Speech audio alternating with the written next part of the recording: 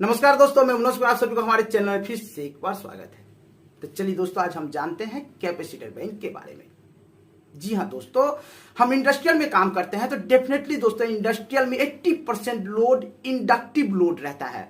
और inductive load होने के कारण दोस्तों यहाँ पर पावर फैक्टर बहुत ही कम हो जाता है। कहने का मतलब पावर फैक्टर का कम होना पावर का लॉसेस डेफिनेटली है दोस्तों।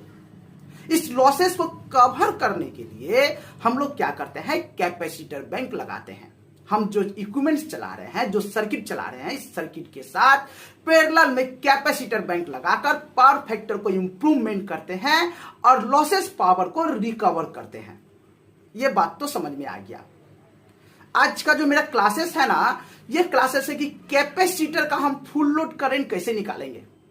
नॉर्मली कैपेसिटर के नेम प्लेट में, इसके स्पेसिफिकेशन में कैपेसिटर, पर्टिकुलर एक कैपेसिटर का फुल लोड करंट लिखा हुआ रहता है। बट कभी ऐसा होता है दोस्तों कि आपको नेम प्लेट में करंट ना मिले, या करंट लिखा हुआ है तो वो मिट गया है या तो हट गया है। इस कंडीशन में आपको ओनली फॉर यह पता है कि यह हमारा 329 केवीआर का कैपेसिटर है, या 219 केवीआर का कैपेसिटर है, या हमारा 400 केवीआर का कैपेसिटर है। यह हमको तो यह पता चलता है दोस्तों कि हमारा कितने केवीआर का कैपेसिटर है, लेकिन हमको यह डिसाइड नहीं कर पाते, यह पता नहीं चलता है कि करंट कितना लेगा, पर्टिकुलर एक कैपेसिटर करंट कितना लेगा।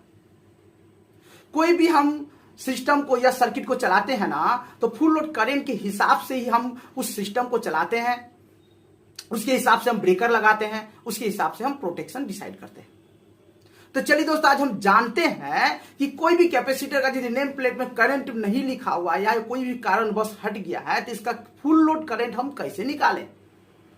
आमतौर पर जो इंडस्ट्रियल में हम कैपेसिटर यूज करते हैं वो केवीएआर में आता है। तो आपको केवीआर मिल गया। नॉर्मली आप यदि जितना सप्लाई आप प्रोवाइड कर रहे हैं, यदि सर्किट के साथ 440 या 415 लाइन के साथ पैरेलल में लगाना है तो वोल्टेज आपको मिल गया। 11 केवी के साथ लगा हुआ है तो 11 केवी वोल्टेज आपको मिल गया। तो इसका एक सिंपल सा एक छोटा सा फॉर्मूला है दोस्तों, केवीएआर इंटू 1000। केवीआर इंटू 1000 किस लिए कर रहे हैं, क्योंकि यह केवीएआर में है, बाय √3 इंटू वोल्टेज। जो वोल्टेज आप प्रोवाइड कर रहे हैं वो वोल्टेज वहां पर पुटअप होगा। तो फॉर्मूला क्या है दोस्तों, केवीएआर इंटू 1000 बाय √3 इंटू जितना आप वोल्टेज दे रहे हैं, 11 केवी तो 11 केवी, 415 तो 415। इस फॉर्मूला को पुटअप कर आप आराम से फुल लोड करंट कैपेसिटर का निकाल सकते हैं। नमस्कार दोस्तों।